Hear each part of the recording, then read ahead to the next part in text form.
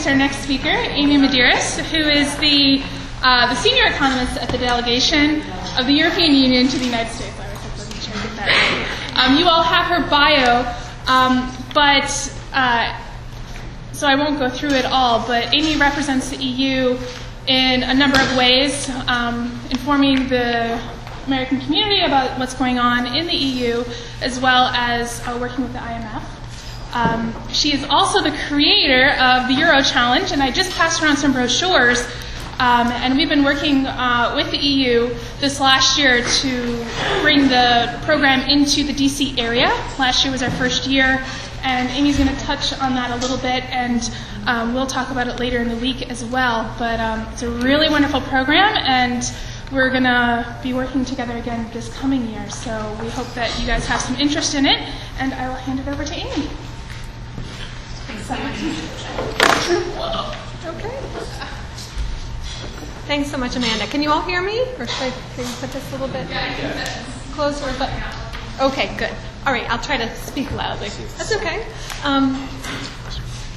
So thank you to the World Affairs Council, to Amanda and Heidi for inviting me today. It's great to be with you. I understand that you just heard from Bruce Stokes from the Pew Foundation. He's a tough act to follow. I know Bruce well, and I think that it's a good lead-in because he has some interesting information for you about the Euro crisis and how it's being perceived in the United States. And we can certainly talk about that in the Q&A, which I'd like to leave a lot of time for. So I'm going to do some slides here about the crisis itself. I'm going to try to explain sort of the origins of this crisis, because I think there's some misunderstandings there. We can glean a lot of insight when we look at where the crisis that Europe is currently going through, where it actually came from and what the causes of it are. I'd like to look a little bit about what we call the Euro area, the grouping of 17 countries that are now, in this tough decision-making process about how to go forward, and then look at the response. And we can talk about, there's a big summit you may have heard about towards the end of this week where European leaders are going to gather and hopefully make some big decisions about how to move forward. And then, as I said in the Q&A, I'd like to focus a little bit on how this is impacting the United States as well. Just to go back to something Amanda said, my lead-in and the brochure that you have in front of you, we have indeed expanded the Euro Challenge program. It's a competition format that involves teams of 3 to 5 students. On the screen there's a pop-up. Oh, what is that? Don't send. Yeah, what do I? It don't send. Hips don't send. Don't send. Stupid. Okay, good, thank you. Gotcha. I don't know, I must have hit something. Anyway, I'd love to speak to you individually or as a group about this program. It's a great opportunity to get students involved in this competition format, as I say, about the European economy. Basically, they look at the Euro area economy as a whole. They learn about economics. Most of them don't have any knowledge beforehand about economics or the European Union. So we start them from scratch. We have a wealth of resources on our website, which is on the brochure, www.euro-challenge.org. You can look at it. And they then pick an economic challenge, anything ranging from high deficits and debt, which, as we'll talk about, is a big problem for a lot of countries in Europe right now, to something like aging or the challenge of globalization and immigration. So the content can really vary depending on what is of interest to the teams and the background that the students have. They then have to pick a single country, a member country of the Euro area, and look at that challenge as it's impacting that country and make some policy recommendations. We find it's a great opportunity for students to get an experience outside the classroom in real-world events that focus on Europe, but of course are essential in learning about Europe to translate that then into challenges facing the United States. And I see Sue over here, who was involved in the Euro Challenge last year. Do you want to say a word for me? It was a wonderful experience. One of the things that's interesting about it is that it's only open to 9th and 10th graders. So it's not the usual suspects who get involved in this, because you're talking about kids who probably haven't had economics, they haven't had those courses. And so they have to kind of learn it all from scratch. Yeah. And it's very fun to watch how quickly they pick it up and how much they enjoy kind of figuring out how to do that themselves. I'm glad you mentioned that, Sue, because it's true. A lot of teachers look at our program and they say 9th and 10th graders, that is just too high a bar that you're setting for these kids. And even the teachers themselves then, after the experience, say, I was amazed at what my kids were able to do in this. So And our kids had a great time and they learned a lot. They made some mistakes, but that's part of our mission is that they not be afraid of failure. that's right. And it gets easier. I mean, the first year is always the toughest because they don't know what to expect at all. But we have a series of orientations. We'll have a teacher orientation in the fall as well as a student orientation later in the fall to which you'll bring your students. And then the competition is sometime in March. And if they advance, then the semifinal and final rounds are held in New York, and the trip is paid for, hotel stay up in New York. Then they compete at the Federal Reserve Bank of New York, and the competition is at our delegation. So it's also a real interesting world experience where they get to meet some policymakers, people from the European Union embassies, people from Wall Street, the financial community serve as judges in this program. So it's quite high-powered. On to Europe. Let's see if I can get this right. Is there an entry fee for the eurozone? No, Okay. none whatsoever. And as I said, I mean, we don't give schools money to. In some cases, I know that teachers have to pay for their own substitutes. I don't know if that's the case in your own schools. We can't offer that compensation nor travel, which is less of an issue in this area for the preliminary round of the competition or for these orientations. But everything else is paid for through the program. And as I've said, if your team does advance to the next round, that is all paid for, the travel and accommodation. Okay, so briefly, this is what I'm going to cover. As I said before, I want to go over a little bit of the origins. And if you have questions along the way, please ask them. I don't want to take too much time. I'm going to go through some broad concepts.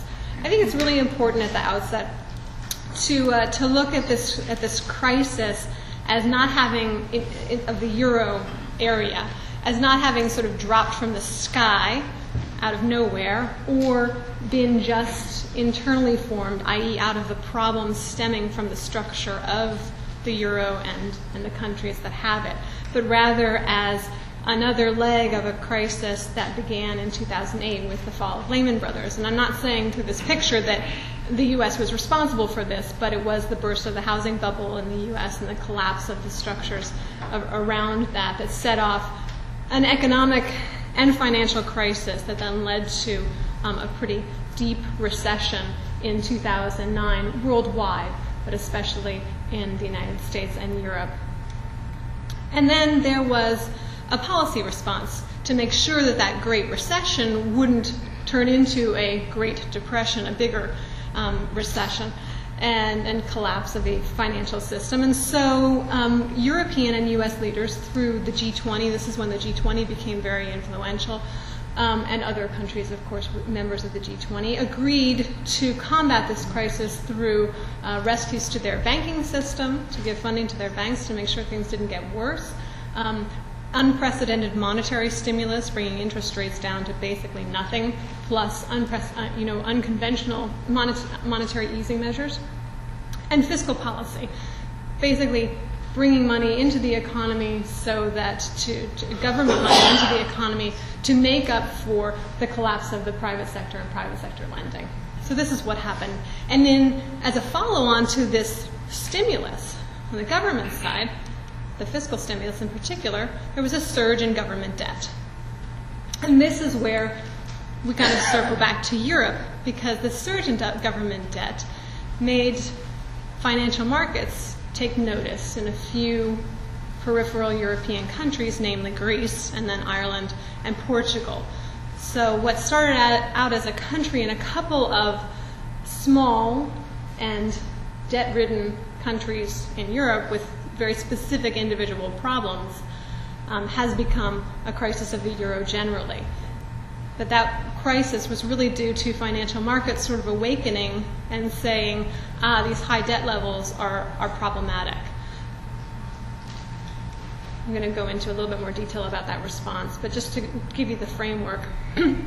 Then these problems that started in just a few, as I said, rather small countries compared to the larger countries like Germany, France, of the euro area, then started to spread in the form of through banking relationships, through the financial system, and through economic slowing generally, through uncertainty about how these problems were going to be resolved.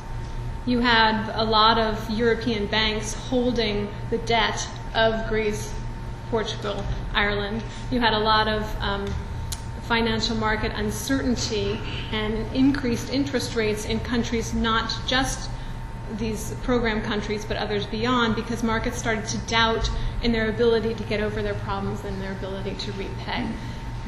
And this relationship, rather pernicious relationship between the health of the banking sector and the health of the sovereign, the debt relationship of the country, started to become a problem. And so then you had a contagion effect again into what economists call the real economy. So you have high debt levels, you have high unemployment rates because governments have to cut back on spending. You have then a drop in trade among the euro area countries, and you have an economic slowing. And this is what is happening in Europe right now. It's more pronounced in some countries than in other countries. You have very high unemployment in several euro area countries, but very low unemployment in others. Germany, Austria have unemployment rates 4, 5, 6%, whereas in Spain, anybody know the unemployment rate in Spain right now? 25%. Close to 25%. And youth unemployment double that. So 1 out of every 2 youths doesn't have a job in both Spain and Greece right now, which is a huge problem. I point to the young people over here, but for your students, also very interesting point to talk to them about, because they can really identify the lack of hope, in future, and this is a real problem. And then I have this question mark here because this is the question right now. If Europe is unable to solve these problems and create, some buffer to the financial stresses, but also the economic slowing, then there's a risk, mainly through the financial system, that this contagion goes beyond Europe's borders. And already we're seeing at least signs of caution and wariness on the part of the United States, if not direct, evidence of that the euro crisis is hurting the United States now. Well, that just as kind of, yes, go ahead. From this, do you see any chance of the eurozone breaking apart? Well, that's the $24,000 question, isn't it? There is risk where, had you asked me this question 3 years ago, I would have said never in my lifetime. No, it won't break apart. With time, over time, as this crisis as the response has not been sufficient, and we'll go into a little bit why that is so, that probability has grown. If you ask me, I think it's still well under 50%. But if you ask someone at Citigroup, they'd say it's about 75%, that one or more countries will leave the euro, and Greece probably by the end of the year. That's their bet that they're making now. But that's not my perspective. I think it's much less than that. But if the response of European leaders and the gap between that response and the expectations of financial markets and what financial markets want to see the leaders come up with remains as wide as it is, then I don't know. I don't know what will happen, and I think the odds of something really bad happening, like some sort of breakup, or at least some members not being able to be members any longer, would probably come to fruition. I'm asking because they're probably going to dump Greece. No, they're not probably going to dump Greece. I would argue with you on that. They're not going to dump Greece. First of all, there is no way for the collective rest of the euro area to say, hi Greece, we're going to dump you. That's not possible legally in the structure. So it's not going to happen. What could happen is that Greece is unable or refuses to sign up to the conditions that that the others demand be met in return for the money they're giving to Greece, which is substantial. Okay? And if Greece is no longer ready to do that, to meet those conditions, which will involve a lot of fiscal consolidation, a lot of job cutting, a lot of structural reforms, increases in the pension age, et cetera, painful things. Okay? If the Greek people are no longer willing to do that, then they will probably at some point be forced to leave. They will be unable to pay back their debts. They could default. They may choose, to reinstate some currency, the drachma too, but this is all very difficult and is not without its own pain. So there's no easy solution here, and there's no way of throwing Greece out. So it's very complicated, okay, first of all. There are no easy solutions, and there are no broad brush, boot the Greeks out and everything will be okay. Let's get that straight, okay? Excuse me. When you had the common market, and the countries belong to the common market, it seemed to have worked quite well. The only thing that I perceive as different, the common market countries decided they were going to have a common currency. So they all gave it the same name. And I can't really understand, from my perspective, why it's not functioning. Because the Italian euro has Italian aspects to it. The German euro has German aspects to it. But yet, the systems seem to be breaking down. Is it one of the main reasons why it's all breaking down? It's an excellent question. Let me get back to where you started from. Does everyone know what the common market is? And it's not really called the common market now. It's either called the single market or the internal market of the EU. The European Union has 27 member states. Okay? 17 of them opted to create the euro. Well, it was 11 then 12 with Greece, and then some of the Central and European countries that have joined, plus Cyprus and Malta. So we're up to 17 euro area countries now. You know what I'm going to do is go up to this. Okay. Look. They're the 17 euro area countries. So the 27 European Union countries formed together an internal market, a single market, where this is back in the 1980s, completed in 1992. They formed the single market, which broke down the barriers to trade and investment among the 27, among the European Union countries. Those barriers to trade were closed by providing for the free movement of goods, services, capital, money, and people. Okay? If any of you who are, my age or older, remember traveling in Europe before the early 90s, you had to, and this, whether an individual or a truck with goods or whatever, you had to go through a customs border on the border of every European country. Okay? And you'd have to change currency. So the idea was to bring down those barriers to trade so that people could move freely, so that goods and services could move freely, and so that money could move freely. And that has expanded trade, services, expanded the number of goods available, products available for citizens, made travel much easier.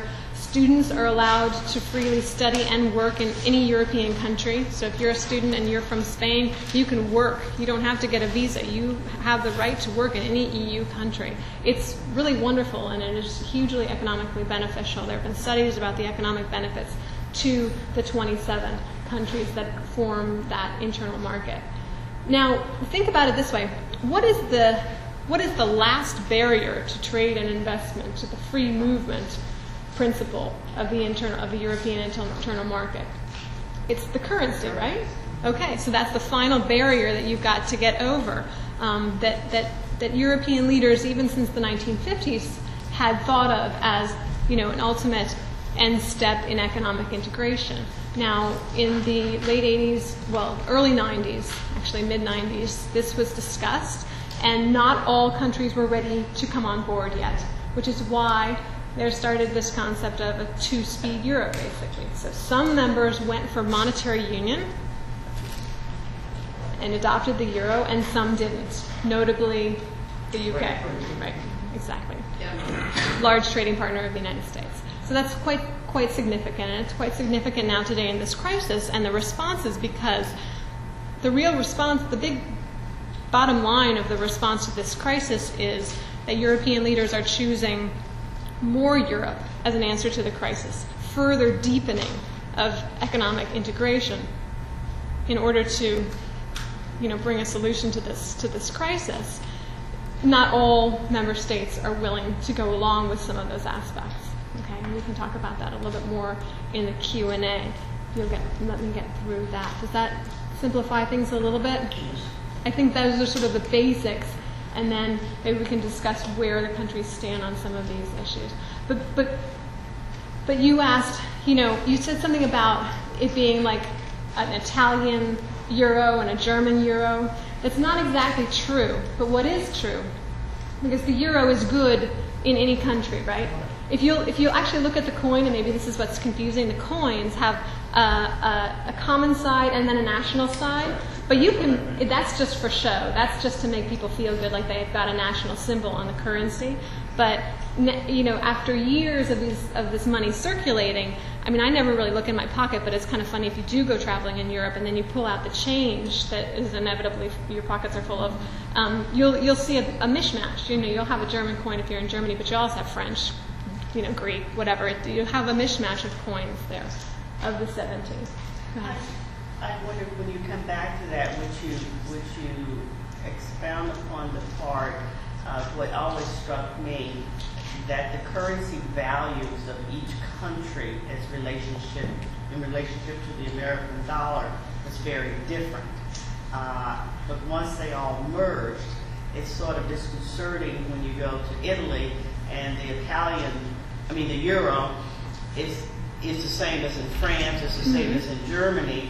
And I remember before all of this, one American dollar, lots of Italian, in that sense. So it always sort of struck me really weird, because when the Germanies merged, that was a huge economic problem for East and West, because the West thought with their heart and embraced the currency of East Germany at the detriment of West Germany, because the value was not the same.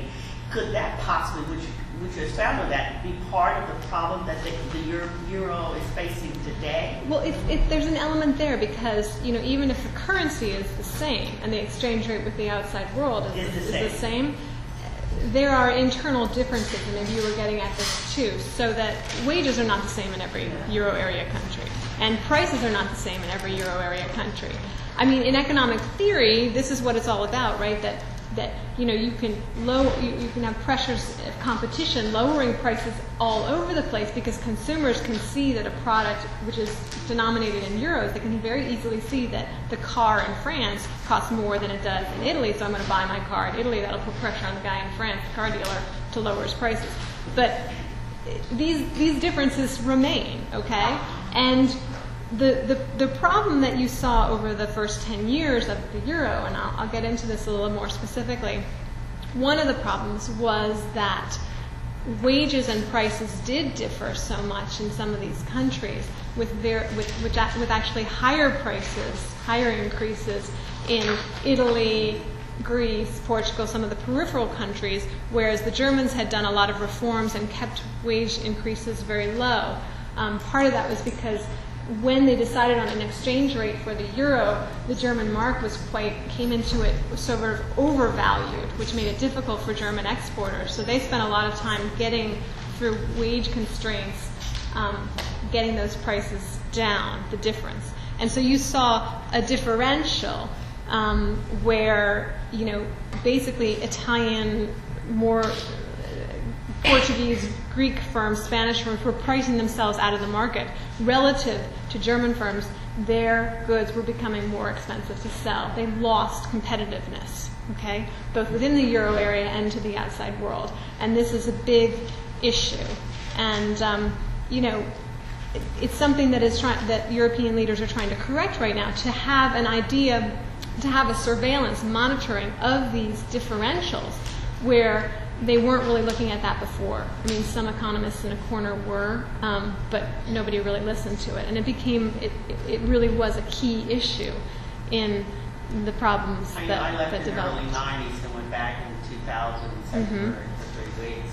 And I was amazed. It was the first time I'd been there under the euro and going from country to country, realizing that, ooh, this is a little This disconcerting. seems expensive, right? It was disconcerting. Like I could have lots of money in Italy, and once upon a time, was absolutely broke when I went to Italy back in the 2000s, because it was very. I mean, you're going like, whoa, lunch is $300.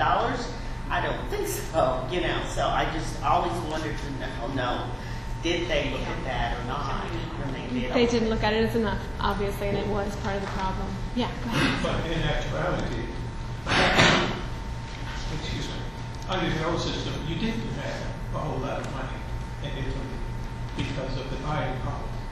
You could take with you 1 million lira, but that would be, you would not be a millionaire.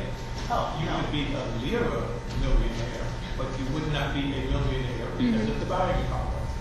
And a loaf of bread was a few thousand lira. So when we, as students, we go traveling to make ourselves feel very good, we would pool our money together and we would go to Italy as millionaires. But it was hard to buy anything. You have a few come back to Germany and so you're straight. Right. It's the buying power. That's right, and the buying power in the currency then is the issue. Yeah, and the issue is also how much you can buy, but it's also the discrepancy between wages and productivity. So if you have a strong wage growth that outstrips the productivity of your workers, the output per hour, then you're going to lose again in that competitiveness. Wouldn't that monitoring, should that, or would that, or should that have come under the purview of the European Central Bank to monitor the differences and to make sure that no country was pricing themselves out of the market and to make sure that everything was, pretty equal?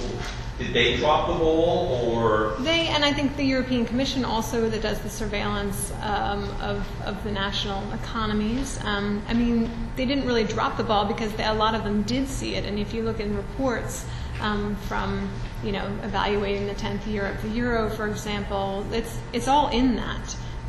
But, it's always easy in hindsight to see that this was had a huge role to play in the problems where we are right now. People saw it coming, but they didn't see it in the form that it took, and couldn't imagine that financial markets would very quickly turn on these economies in terms of the interest rates that they then demanded for purchasing government debt.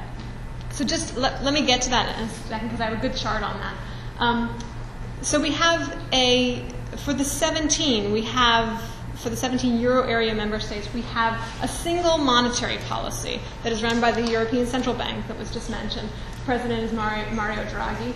But you have fiscal policies, so spending, taxation policies, other economic policies, all determined at the national level. And this is really the birth defect or the flaw or the unfinished business of the euro.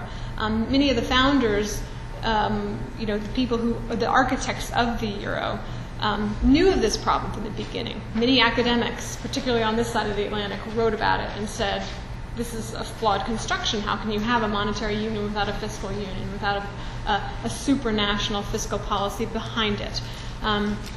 They decided, European leaders, to go ahead with the euro, and that the union, the fiscal union, the economic union, would come behind.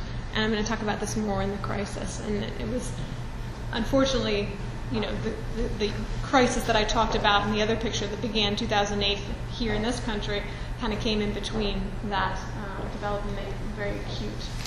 I'm not going to go through this very quickly, but just to say that in hindsight, I mean, at the time, actually, after 10 years of the euro, it was viewed as a success. And this is important to see, because right now you can say, oh, everyone knew that was a problem, but really we were talking about Spain, Ireland, Celtic Tiger, Spain, IT sector booming, big success as a result of the common market, the single market, as well as the euro. It was deemed then. The euro emerged as a great political as well as economic symbol of European integration.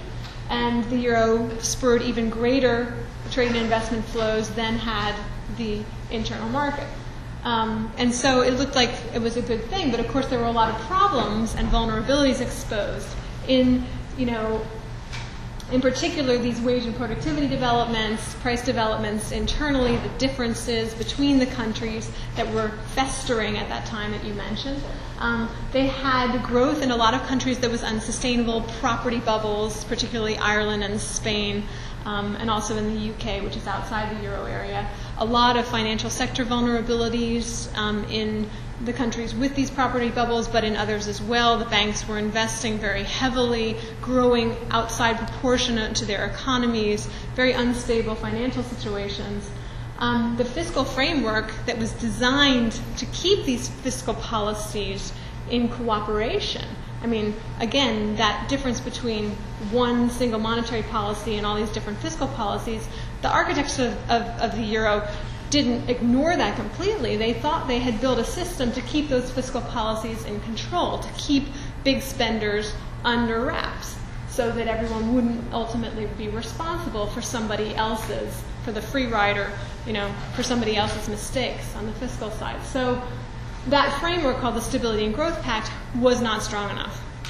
And it wasn't strong enough because the member states weakened it. They decided they didn't want to enforce it properly. And I don't mean Greece, Portugal, and Spain. The finger pointing goes here and also to France and Germany, which in 2003, 2004 didn't make the deadlines for reducing their own excessive deficits and decided that the rules really didn't matter and shouldn't be applied at all or should be put on ice for a while. So, if you have the big players not following the rules, it's very tough to make your Italys, your Greeces, your Portugals follow the rules too, and this is a problem. Where were all the economists? I mean, even sleep at the switch. Teaching in university and whatnot. I'm sure an economist should have been able to have seen. Why wasn't there a large outcry from academia or something? And because just looking at Greece, for example, and I'm an economist, but I could say, hey, Greece a lie. Yeah. And they just told nothing but basic lies when reporting these things, because if you just look at them, it doesn't even make sense statistically. Well, back then they had reasons to believe or to say that it was going to be okay, and that they were told there wasn't enough power at the European level to come into the national governments and say, I don't believe your statistics. I mean, the European Statistic Office, Eurostat, and the European Commission, they really had to take as given the numbers that the national governments gave them, even though a lot of people knew that this was not in line. I don't think anybody suspected that it was so grossly out of line as was finally reported then at the beginning of 2010 when a new Greek government came in and said, oh, our deficit for this year is not going to be 4%, but it's going to be 14 or whatever. I don't remember the numbers exactly, but it was really huge, and that's when financial markets started getting super nervous and spreads started widening. Everyone know what I mean about the financial spreads. This is it's a designation, so it's the interest rate that markets, that investors are demanding when they buy government bonds from a certain country. And so during the period of EMU, those spreads, those interest rates were very, very low because financial markets investors were basically saying, if I buy a German government bond, it's about the same risk as buying a Greek government bond or a Portuguese government bond, because they're all in this euro together. And even though they've said that they're not going to bail each other out, I think they'll bail each other out in the end. And so I think that everything's about as stable as a German Bund, as a German treasury bond. Now, when the Greeks finally reported this massive discrepancy in their statistics, and financial markets started really getting nervous about the debt levels, the high debt levels, I'll go back to this, then they demanded much higher interest rates. So here you see before EMU, before the euro, the interest rate differentials were there, okay? Markets did charge higher interest rates for holding government debt in Italy, Spain, Portugal, but these interest rates converged almost to zero spread between the German Bund and the others. And then they went completely out of whack when everyone in the market started getting very, very nervous. And so one asks oneself, there was no market discipline on these countries for, in terms of inducing them to carry out responsible fiscal policies. And now one could argue that the spreads might be getting a little bit crazy out of proportion the other way. Markets tend to overstep and overreact and overshoot when and I think that they were overshooting maybe in both instances, but this is what's happening. So at the risk of doing this, I think this is a really important note to make, and then I'll stop and we can answer some more questions. I talk about EMU. Everybody know what EMU stands for? Anybody? Audience? Okay, everyone says European Monetary Union. It's actually Economic and Monetary Union, and that's the point, okay? Is that Europe created this monetary union. I told you the one monetary policy, but the economic, the fiscal policies weren't integrated, weren't a union, okay? Weren't cooperative. And this is all about, the response is all about strengthening the E in EMU. And there are basically 5 parts to Europe's response, and this continues also in the summit this week and will continue.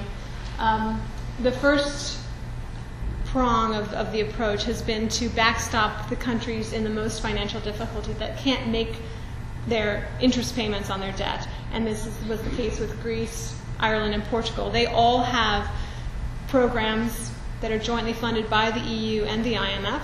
They have surveillance of their political measures, their economic programs to get those debts down, deficits down, to enact structural reforms that will make their economies strong and produce growth, hopefully.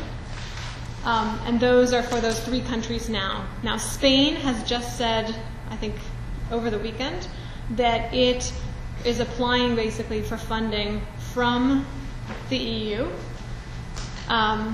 in order to finance support for their own banks, for their banking sector. So as opposed to generally using the funds, it's going to go directly to recapitalize their banks, to increase the capital holdings of those banks and stabilize the banking situation. But the money's still going to go through the state, through the sovereign.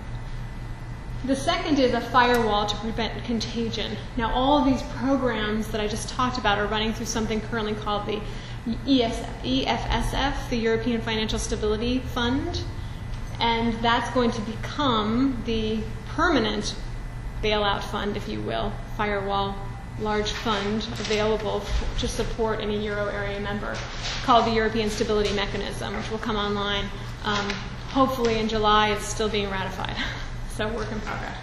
The third aspect is a stronger and more effective fiscal rules. So the governance framework, the fiscal governance framework, strengthening the surveillance, looking at things like competitiveness as opposed to just debt and deficit levels of the countries, looking where they diverge from the other countries of the euro area, looking where the problem points are, whether there's signs of a housing bubble or any other asset bubble. And the fourth is strengthening the banking system. So I just talked about what the Spanish government is doing to recapitalize their banks. They're doing more supervision of banks, greater surveillance of how banks are doing across the euro area and in individual countries to make sure that there aren't weaknesses in the banking sector. The fifth aspect is boosting growth, and there are several measures here. This is one of the criticisms of the United States, that Europe's response to the crisis is too focused on austerity, okay, bringing deficits and debts down, but not supporting growth. And if you know about debts at all, or deficits, they're all measured as a percentage of GDP, okay? So relative to the growth of a country.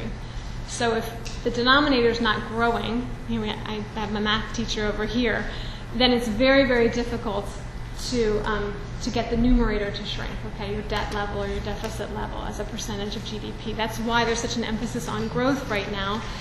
And these are difficult, measures to support. Normally they're very long-term things like labor market reforms or social program reforms. They can be extremely painful for a population to go through. Lots of times they don't produce growth dividends until much longer down the line.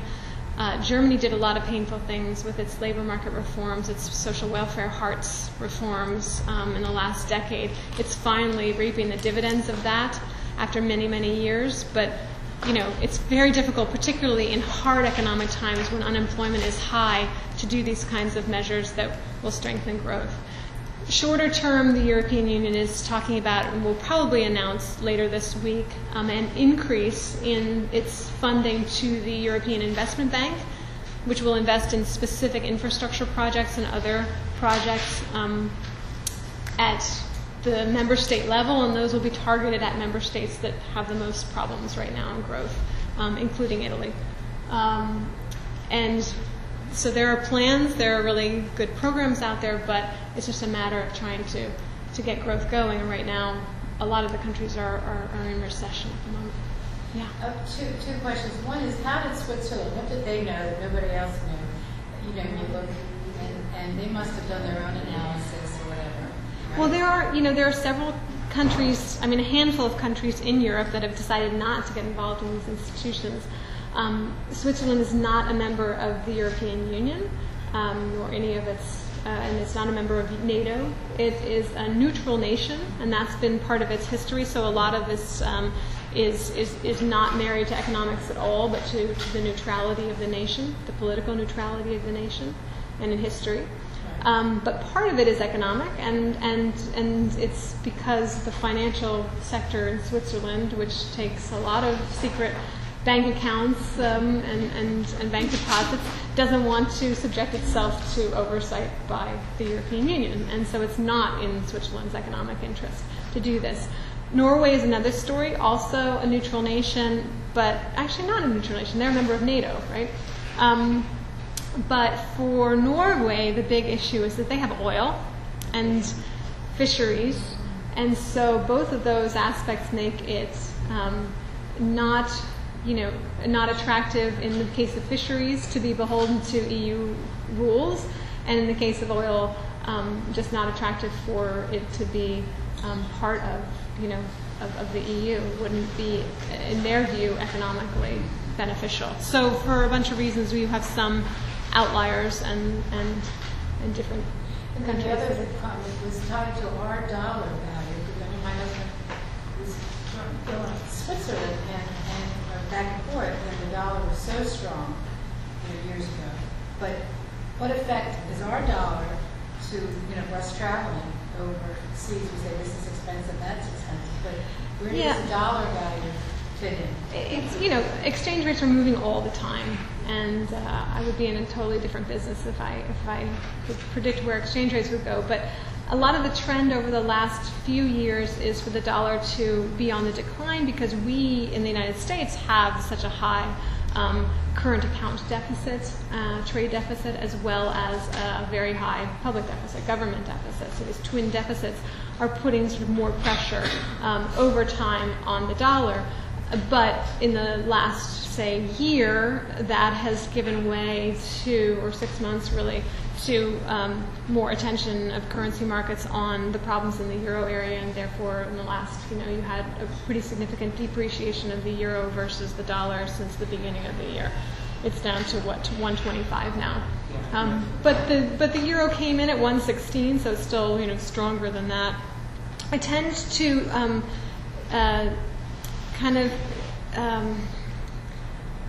make sure that I try to make sure that people don't look at currency relationships at exchange rates as a proxy for how successful or non-successful a country is doing. Because remember, exchange rates have different sides, right? It's not always attractive to have a strong exchange rate because it makes it more difficult for your exporters to export. Okay. By the same token, a strong currency makes it easier for your consumers to import, to buy imported goods, and we do a lot of that in this country. So it goes both ways. Economists always think that things are going to be back in equilibrium at some point. You just have to be very poor living in Europe and having to change your money to pay your mortgage or your rent, and then you realize that every penny you made a big difference in how much money it cost you. So it's funny. That's true. So this is sort of the response, and oops, I'm going the wrong direction. Okay, sure. I'm sorry. You Yeah, go might ahead. be covering this later on in your presentation, so just say I'll get to that. But I was wondering, the countries within the EU that do not have the euro, so the UK and so forth, what role do they play in all of this? And the countries that are not part of the EU but are part of Europe, what role, if any, for example, Switzerland, we'll go back to them, what role do they play, if any, in all of this? Okay. I'll answer the second part of your question, which is not much at all. Okay. So the countries outside of the EU have really very little to do with this. Some of them have sort of trading relationships, special trading relationships, including Switzerland, I think Liechtenstein, that are outside the EU have preferential trading relations. It's called the European Economic Area or something. There's a neighborhood policy for the Ukraine, Belarus, some of these countries, the Balkans, outside of the EU, but they really have no political say or really any economic say in what's going on right now with the crisis. It impacts them, yes, especially through banking relationships. So they definitely have an interest, but not a say. They have a stake, but not a say. Within the European Union, this is a very interesting question because we mentioned Britain. There's also one other country, Denmark, that were members of the European Union when the euro was being negotiated. And they negotiated in that Maastricht Treaty that set up the euro an opt-out. So they are not obliged to, at any point in time, adopt the euro. And they may stay out forever. I mean, who knows, depending on what happens. Your guess is as good as mine. There is no indication that either of them are going to join the euro anytime soon. And, yeah. But the other countries, those that entered the European Union that joined in 2004 and 2007. 2007 was Romania and Bulgaria. 2004, 8 Central and European Union, Central and Eastern European countries plus Cyprus and Malta. Those, when they joined, they signed up for the EU, and that includes economic and monetary union, that includes the euro. So they are obliged at some point in time, when their economies are ready and have satisfied the criteria, and when they're politically ready and apply to join, to adopt the euro. Okay?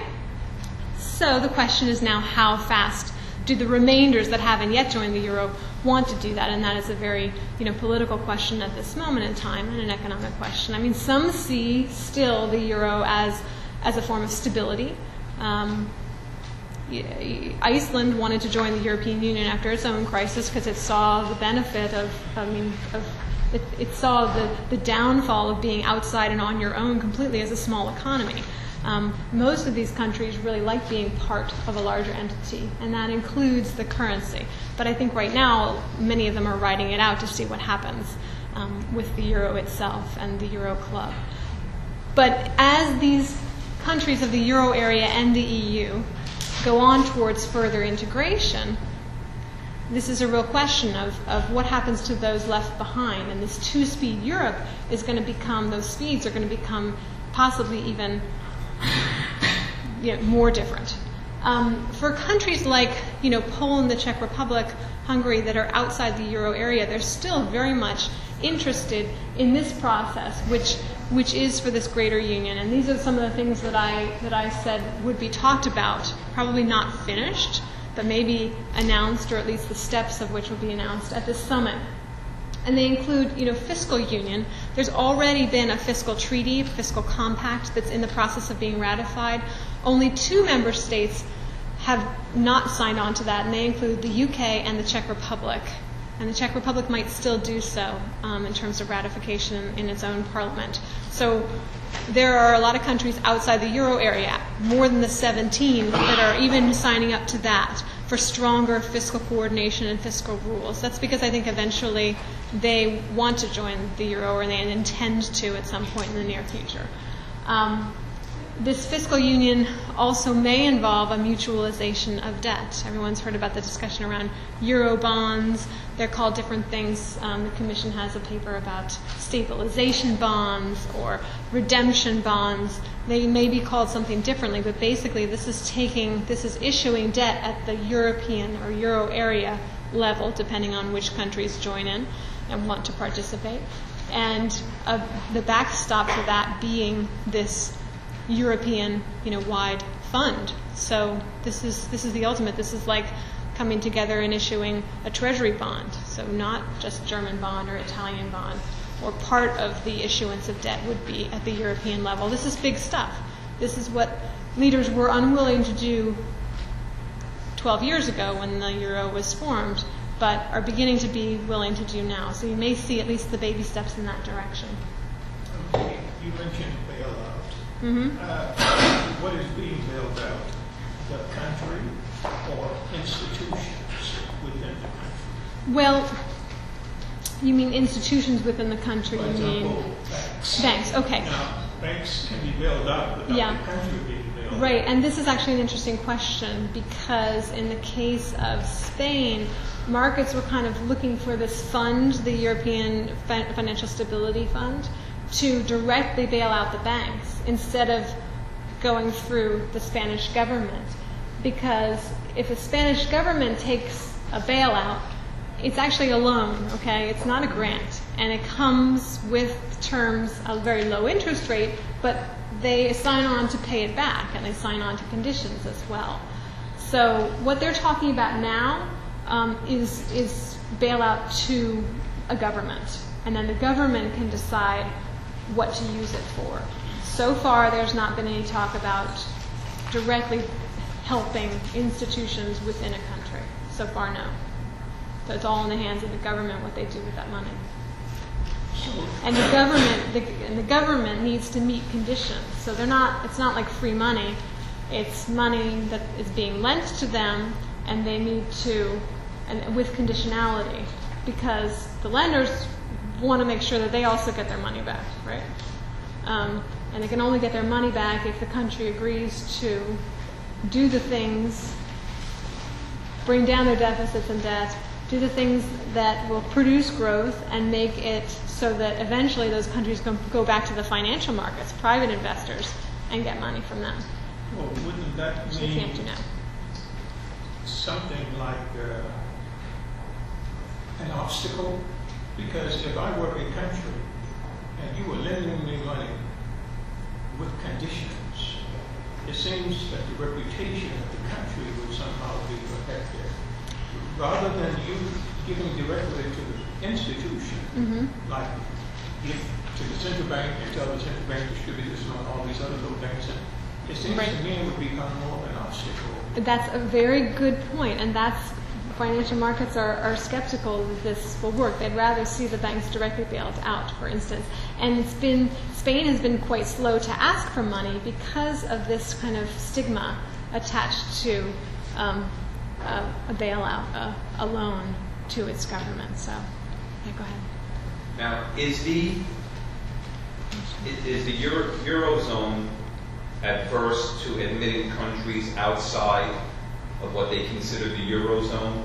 Because what I've heard is that Turkey has actually been considering asking to join the eurozone because their economy. Okay, Turkey is on board to become a member of the European Union, and you have to be a member of the EU before you can join the euro.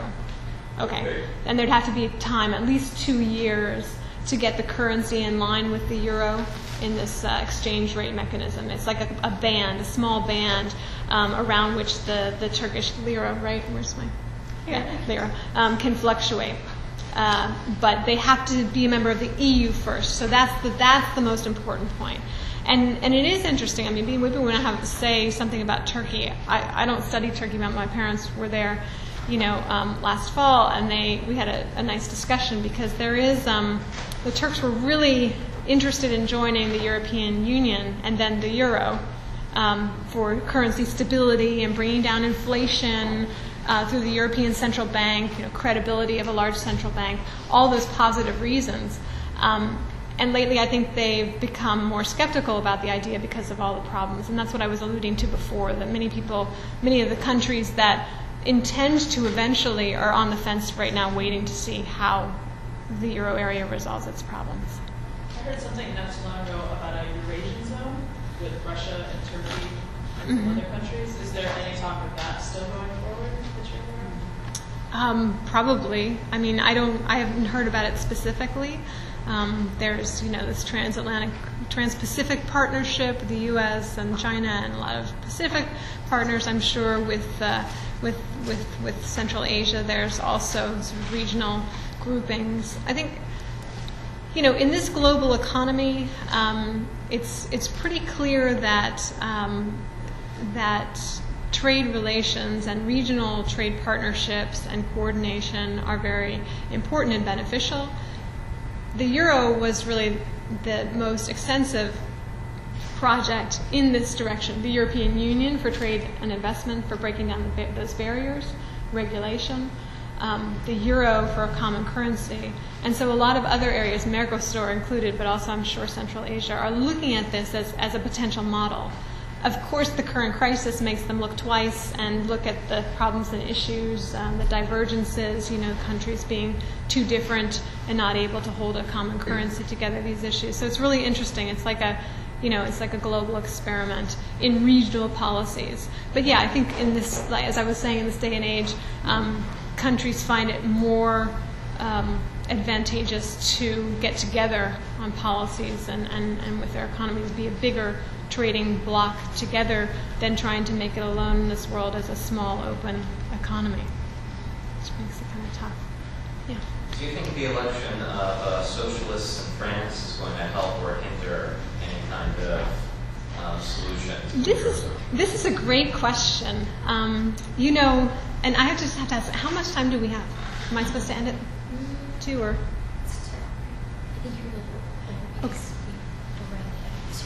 Okay. Sorry. You all know that there was an election in France. The socialists took over. In the beginning phases of this crisis, there was a name that was actually made for the German chancellor and the French president, Merkozy. They were no longer two people, but one person. But I think that sort of masked the fact that even though these two people were both from the conservative parties in Germany and France respectively, that Merkel and Sarkozy really didn't have a whole lot in common. Their personalities are extremely different. And it wasn't a marriage made in heaven. It was out of necessity that these two were cooperating. Also, I think that Sarkozy followed the German lead a lot more than most French citizens and some other European citizens would have liked. So in my estimation right now, this has been a positive feature because, and I heard the other day the president of the European Council on Foreign Relations speaking, and she talked about this discussion at a very high level, even a fighting, if you will, or an argumentation between France and Germany as always being the precursor to Franco-German agreement, and which has always been a necessary step for a large step in European integration. So the fact that we're there and that they are having a dialogue at this higher level about some of these issues, fiscal union, banking union, means a lot, and I think it's a great sign. It doesn't mean maybe that on Friday we'll have an answer at 3 o'clock in the morning, but it means that these two leaders are really talking and pressing the right issues. So I think it's good. If you look historically too, Now, history doesn't always repeat itself, but you historians out there, you history teachers, I think know that more often than not it does. The best partnerships at the Franco-German level have been partners of different parties, okay? Schmidt d'Estaing, right?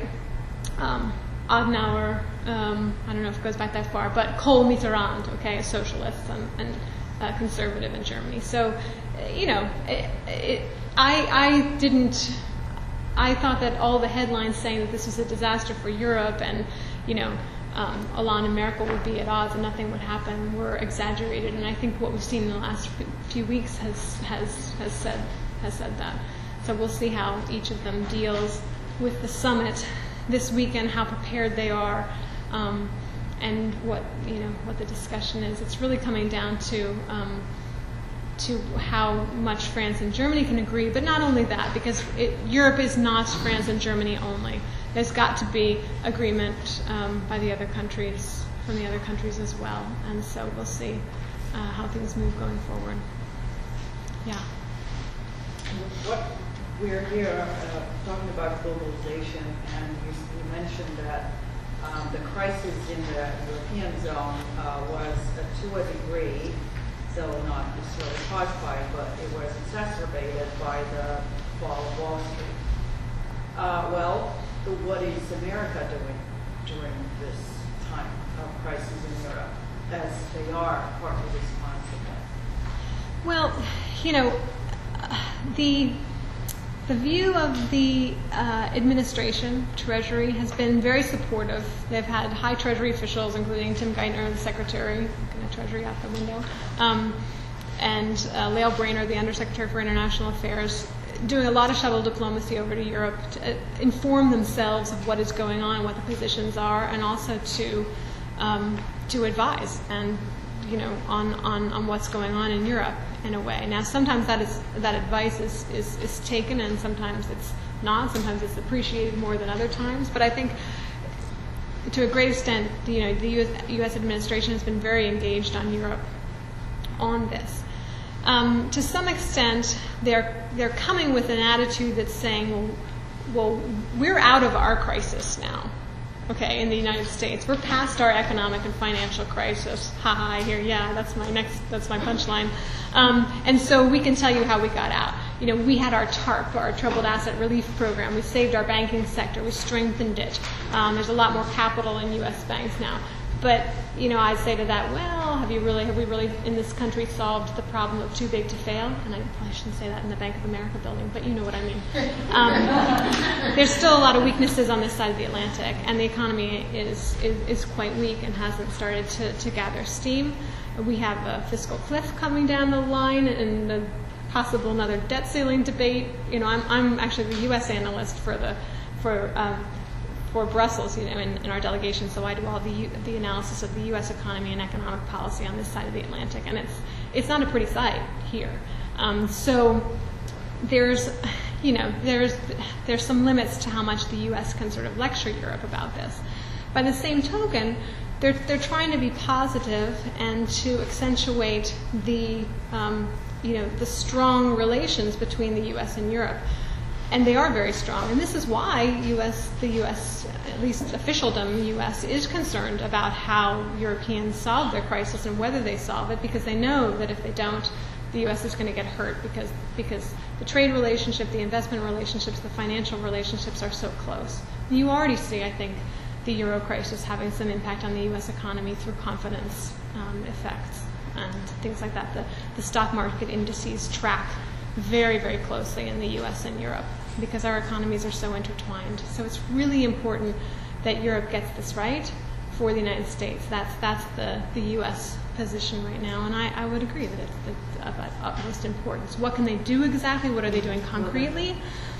Well, for example, the Fed, the Federal Reserve, the U.S. Federal Reserve, is providing dollar swap lines to banks so that banks have dollar funding to work with in their dollar credits and liabilities, and they're monitoring the situation very carefully too, and making sure that where they see vulnerabilities sort of in the U.S. banking sector, that those won't be affected. As I said, the banks are quite interlinked, There are European banks that do a lot of business in the United States. They want to make sure that there's no break to that business, and likewise U.S. banks doing business and having their arms over in Europe. So there's a lot of sort of monitoring of what's going on, surveillance of that to make sure there aren't weak spots that could trigger something. But other than that, the U.S. has a lot of money in the IMF. It's a member of the IMF, so it gives funding to the IMF. And as I mentioned, these programs, what I call the bailout programs through the European Financial Stability Fund, those are partially EU monies and partially IMF monies too. So the U.S. is directly contributing to getting over the euro crisis via the IMF. But in this last effort to increase the funding for the IMF, the U.S. is not involved, basically because this Congress would never agree to an increase of funding for the IMF. If I'm not mistaken, I think the IMF has gone to countries like Brazil asking for more funding. So I'm just curious, how does this whole economic situation impact Europe's relations with other emerging economies? It's a really interesting question, and through the G20, this is the case, and also through the IMF. I mean, these countries, outside. No one's going to do anything for free, right? Brazil and China are not going to come to the table and say, "Oh, Europe, you need some money, go ahead and take it." Europe has in this post-World War Bretton Woods system, the formation of the IMF. It gives a lot of money to the IMF, but it has a large number of seats in the IMF. And there is an ongoing discussion in the International Monetary Fund about quotas, how much money each country is paying in, and seats, how many board seats it gets in the formation of those board seats. And there's an effort to give more of those to emerging market countries, also to African countries, and fewer to Europeans. They're trying to encourage the Europeans to have common seats, not just a German, a French, a UK, and then grouped together. This is a big deal. It's, people at the European level and the European Commission understand this argument. If you go to the capitals, Germany, France, Britain, they'd like to keep their seats, thank you very much. So it's an interesting debate right now. But yes, Brazil, China in particular, they're buying up. They're interested in buying a lot of assets in Europe as well right now because they see that as being, a long-term win for them. So that it's not something for nothing. And this crisis, I'm sure, like the crisis that began in 2008, this aspect of it, but wholly the crisis that's affecting, I would say, the advanced economies more generally, is going to affect the relations, the power relations between emerging and advanced economies. That's clear. The Parthenon, at least, right? I don't know. It gets a little difficult. I think I've run out of time. Yes, thank you so much.